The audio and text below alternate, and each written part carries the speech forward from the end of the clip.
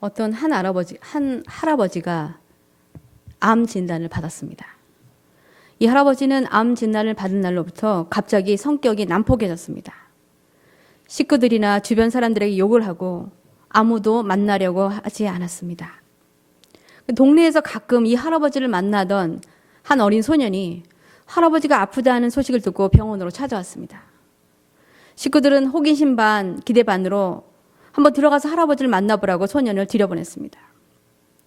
그런데 한 30분 동안 소년이 할아버지를 만나고 나온 뒤에 갑자기 할아버지의 태도가 변했습니다. 말이 부드러워지고 사람들도 만나고 이야기도 하는 것이었습니다. 사람들이 이상해서 소년에게 물어보았습니다. 너 할아버지에게 무슨 이야기를 했니? 소년은 대답합니다. 아무 이야기도 안 했어요. 그럼 도대체 할아버지랑 20분 동안 뭐를 한 거야? 어린 소년이 대답합니다. 저요, 할아버지하고 같이 울었어요. 할아버지의 아픔을 자신의 아픔으로 느끼면서 함께 껴안고 울던 그 눈물을 통해서 할아버지의 마음속 아픔이 치유된 것입니다. 이처럼 우리가 아픔을 함께 느낄 때 치유의 능력이 솟아납니다. 우리가 올 때 주님도 우리와 함께 오시고 우리가 질병이나 고통을 겪을 때 우리를 그분의 자녀로 사랑하시기 때문에 주님 우리의 고통을 함께 느끼시는 것입니다. 로마서 8장 26절 27절의 말씀처럼 성령은 또한 우리를 위해서 기도해 주십니다. 이와 같이 성령도 우리의 연약함을 도우시나니 우리는 마땅히 기도할 바를 알지 못하나 오직 성령이 말할 수 없는 탄식으로 우리를 위하여 친히 간구하시느니라. 마음을 살피시는 이가 성령의 생각을 아시나니 이는 성령이 하나님의 뜻대로 성도를 위하여 간구하심이라. 오늘 본문 말씀은 우리가 곤경에 처하거나 아플 경우에 기도하라고 13절과 14절에 권면하고 있습니다. 너희 중에 고난당하는 자가 있느냐? 그는 기도할 것이요. 너희 중에 병든 자가 있느냐? 그는 교회의 장로들을 청할 것이요. 그들은 주의 이름으로 기름을 바르며 그를 위하여 기도할지니라. 우리가 잘 아는 것처럼 예수님께서 2000년 전에 이 세상에 오셨을 때 질병으로 고통받는 많은 병자들을 고쳐주셨습니다.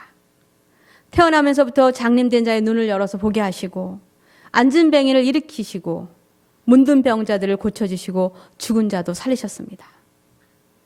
예수님의 치유사역의 목적은 주님이 그들을 붙들고 있는 죄와 사망의 권세에서 구원해 주실 메시아라는 것을 보여주시기 위함이었습니다. 그리고 예수님 당시뿐만 아니라 지금 우리가 살고 있는 시대에도 같은 일은 일어나고 있습니다. 하나님께서는 자신이 살아계신 하나님이심을 보여주기 위해서 우리의 기도를 들어주십니다. 그렇지 않으면 눈에 보이지 않는 하나님이 우리에게 영원한 생명을 준다는 사실을 우리가 어떻게 믿고 교회를 나올 수 있겠습니까? 2000년 전에 예수님을 눈으로 직접 보고도 그리고 그분이 인간으로서는 도저히 할 수 없는 놀라운 기적과 이적을 한 것을 자신들의 눈으로 직접 보았음에도 불구하고 많은 유대인들 중에 많은 바리새인들과 율법사들과 서기관과 종교 지도자들은 예수님을 메시아로 믿지 않았습니다.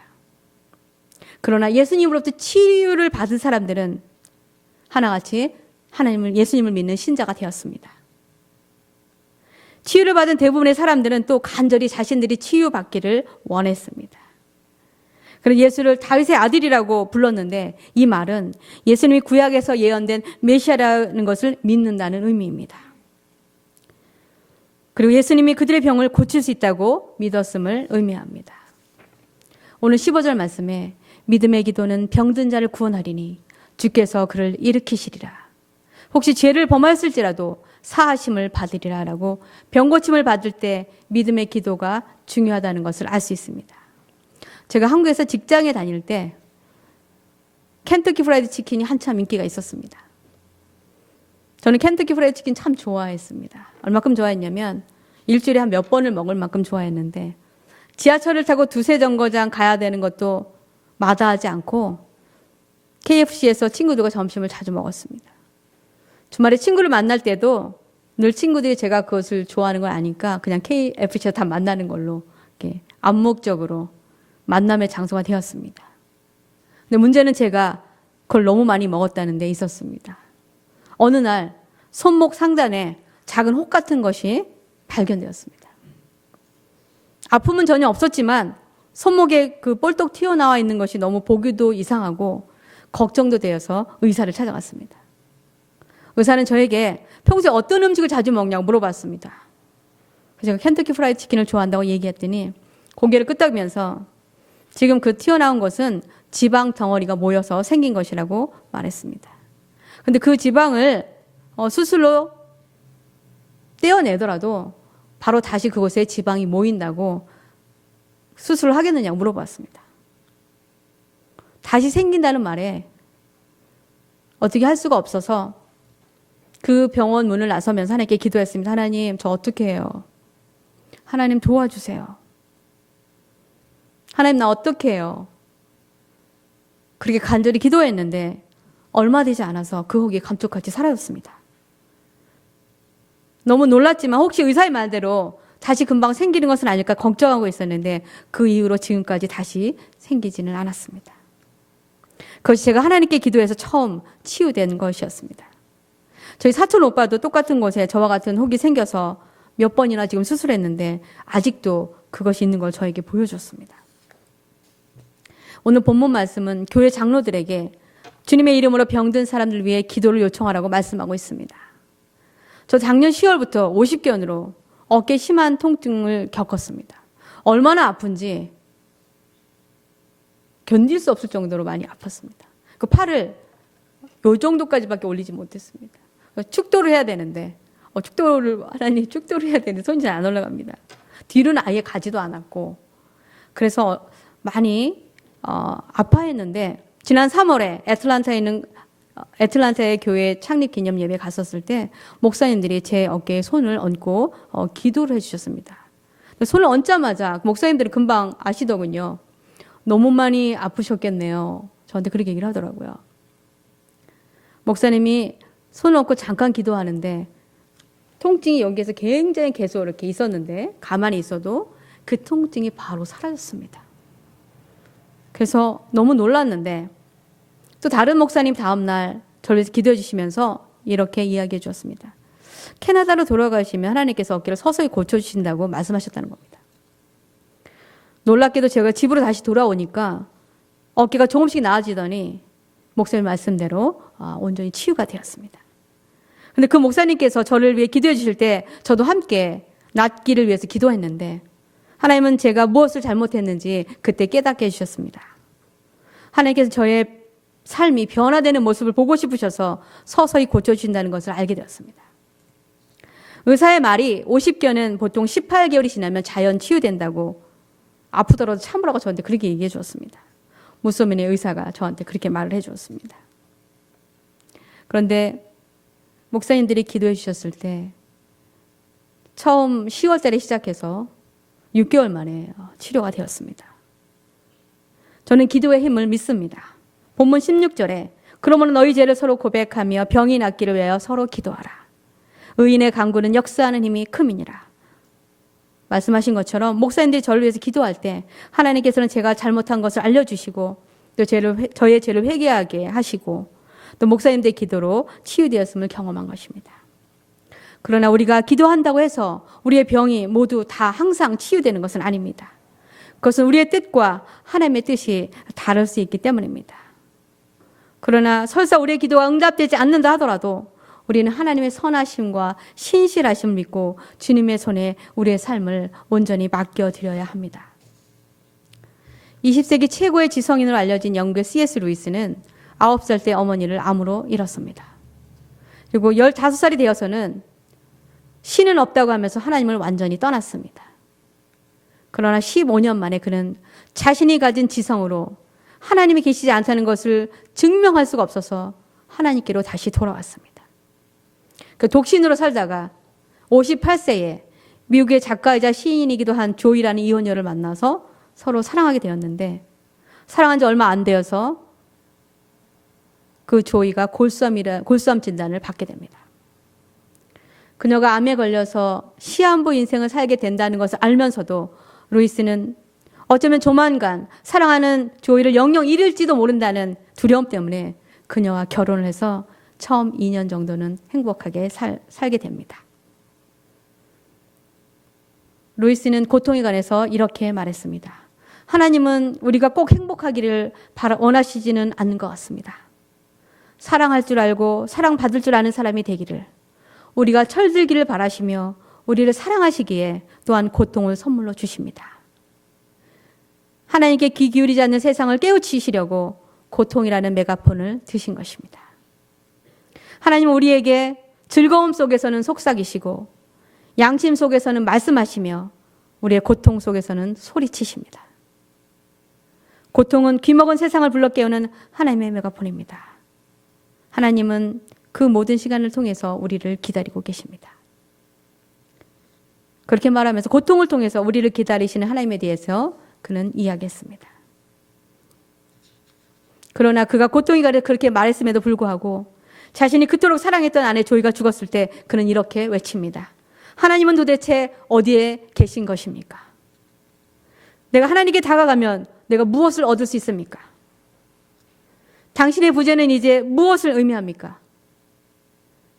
그렇게 외치면서 자신과 조이의 고통 앞에서 침묵하시는 하나님께 왜 자신들을 도와주지 않았는지, 왜 외면했는지 그렇게 묻습니다. 그는 어릴 적에 사랑하는 어머니를 암으로 잃고 또 자신이 너무나 사랑하는 아내를 또한 암으로 잃었습니다. 사랑하는 사람들의 고통 앞에서 그가 하나님께 자신이 간절히 기도했는데도 불구하고 침묵을 지키시는지 받아들일 수가 없었습니다. 그러나 이것은 예수님께서 십자가에서 하나님께 부르짖을 때와 같은 상황을 기억시켜 줍니다. 마태복음 27장 45절에 제9시쯤에 예수께서 크게 소리질러 이르시되 엘리 엘리 라마 사박다니, 이는 곧 나의 하나님 어찌하여 나를 버리셨나이까 하는 뜻이라. 예수님도 자신이 가장 고통스러운 시간을 십자가에서 겪을 때 하나님께서 자신을 외면하고 버린 것을 생각하시면서 소리치시고 부르짖은 것입니다. 예수님 알고 계셨습니다. 그분이 십자가에서 돌아가셔야 된다는 것을 알고 계셨음에도 불구하고 얼마나 그 고통이 참기 어려웠으면 이렇게 소리 지르셨겠습니까? 그러나 우리는 하나님께서 예수님을 결코 홀로 내버려두지 않으셨다는 것을 기억해야 합니다.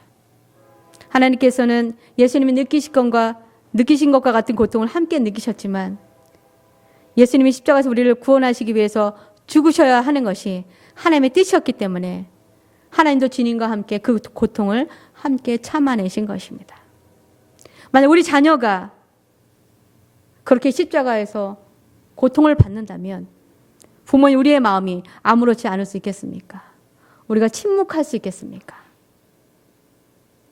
차라리 나를 못 박으라고 아마 그들에게 외쳤을 것입니다. 그러나 하나님께서는 자신의 구원 계획을 이루시고 십자가에서 죽기까지 하나님의 뜻을 이루시기 위해서 순종하신 예수를 죽은 자들 가운데 살아나게 하시고 모든 만물보다 가장 높이셨습니다. 빌립보서 2장 8절에 11절에 이렇게 말씀하십니다. 사람의 모양으로 나타나사 자기를 낮추시고 죽기까지 복종하셨으니 곧 십자가에 죽으심이라. 이러므로 하나님이 그를 지극히 높여 모든 이름 위에 뛰어난 이름을 주사 하늘에 있는 자들과 땅에 있는 자들과 땅 아래에 있는 모든 자들로 무릎을 꿇어 예수의 이름에 꿇게 하시고 모든 입으로 예수 그리스도를 주라 시인하여 하나님 아버지께 영광을 돌리게 하셨느니라. 때때로 우리는 왜 하나님께서 우리의 기도를 들어주시지 않고 침묵하시는지 이해하지 못합니다. 그러나 하나님께서 우리를 사망의 음침한 골짜기나 어렵고 힘든 광야 같은 삶의 시간을 통과하게 하실 때 합당한 이유가 있음을 또한 알아야 합니다.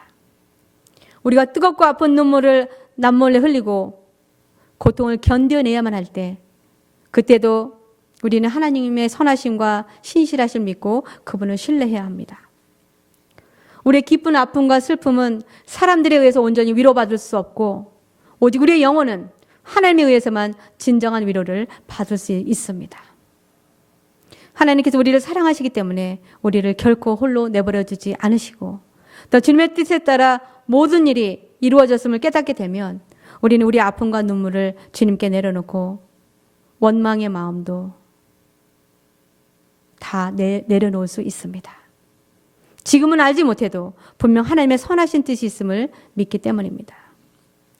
호라시오 스페포드는 시카고의 성공적인 변호사이자 사업가로 아내와 5 자녀를 둔 가장이었습니다. 그러나 그의 어린 아들은 1871년 폐렴으로 사망했고 같은 해 시카고의 큰 화재로 인해서 그는 사업체를 잃었습니다.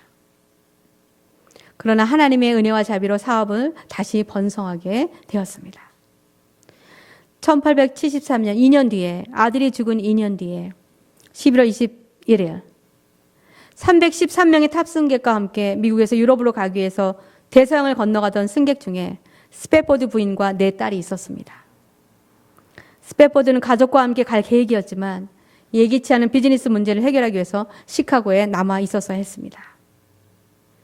약 4일 동안의 항해 중에 스패포드 가족이 탄 배가 스코틀랜드 선박과 충돌해서 갑자기 탑승한 모든 사람들이 심각한 위험에 처했습니다. 스패포드 부인은 서둘러 4자녀를 갑판으로 데려왔습니다. 그는 자녀들과 무릎을 꿇고 하나님의 뜻이라면 하나님께서 그들을 구해주시거나 아니면 모든 것을 기꺼이 견딜 수 있도록 기도했습니다.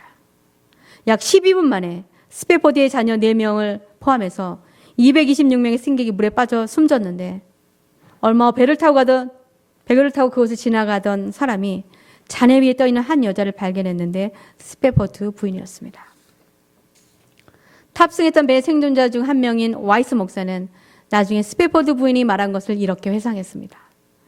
하나님께서는 저에게 4딸을 주셨습니다. 이제 그들을 주님은 나에게서 데려가셨습니다. 언젠가 저는 그 이유를 알게 될 것입니다. 스패포드 씨는 가장 빠른 다음 배를 예약하고 슬픔에 처한 아내를 만나기 위해서 떠났는데 4일 후에 선장이 스패포드를 불러서 아이들이 빠진 곳을 지나고 있다고 말해 주었습니다. 이때 스패포드는 우리가 잘 아는 찬송가 내 평생에 가는 길이라는 찬송시를 지었습니다. 내 평생에 가는 길 순탄하여 늘 잔잔한 강 같든지 큰 풍파로 무섭고 어렵든지 나의 영혼은 늘 편하다. 내 영혼 평안해. 내 영혼 평안해. 하나님께서 그들에게 참된 위로와 평강을 주지 않았더라면 그와 그의 아내는 사랑하는 자녀를 모두 잃은 슬픔을 어떻게 극복할 수 있었겠습니까? 하나를 잃은 것도 견디기 어려운 슬픔인데 5 자녀를 모두 잃은 것입니다. 비록 우리가 예수를 믿어도 중병에 걸리기도 하고 사고를 당하거나 여러 가지로 고통받을 수 있습니다. 예수님은 우리가 이런 삶의 어려움이 없게 해주신다고 결코 약속하지 않으셨습니다. 대신에 그분은 우리에게 세상이 줄 수도 없는 평안을 주시겠다고 요한복음 14장 27절에 이렇게 말씀하셨습니다.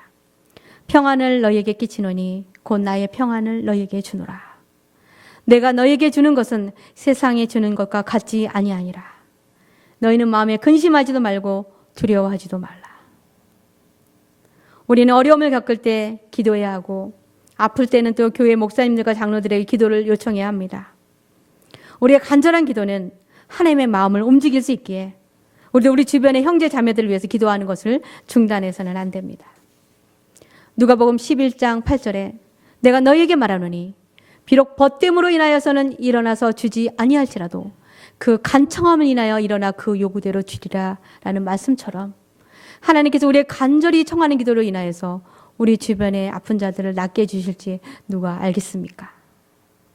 저는 저와 여러분이 어떤 상황 가운데 있다 하더라도 소망을 잃지 않고 기도하면서 또 주의 종들을 위해 청해서 기도함으로 치유함을 얻게 되고 무엇보다도 주님은 우리의 고통 가운데 함께 해주시고 우리에게 세상이 줄 수 없는 평안과 참된 위로를 주시는 분이심을 분명히 믿으시기를 주님의 이름으로 축원합니다.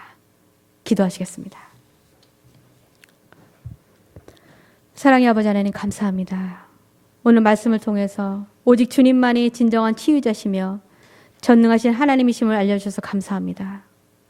우리가 때때로 마음과 육체의 병으로 어려운 시기를 겪게 될 때 우리 아버지이시자 치유자신 주님에 대한 소망을 잃지 않고 함께 모여 기도함으로 주님의 선하심과 인자하심의 은혜를 경험하게 하시고 또 우리의 상황에 관계없이 하나님께서 주시는 평안을 누릴 수 있게 되기를 예수 그리스도의 이름으로 간절히 기도합니다. 아멘.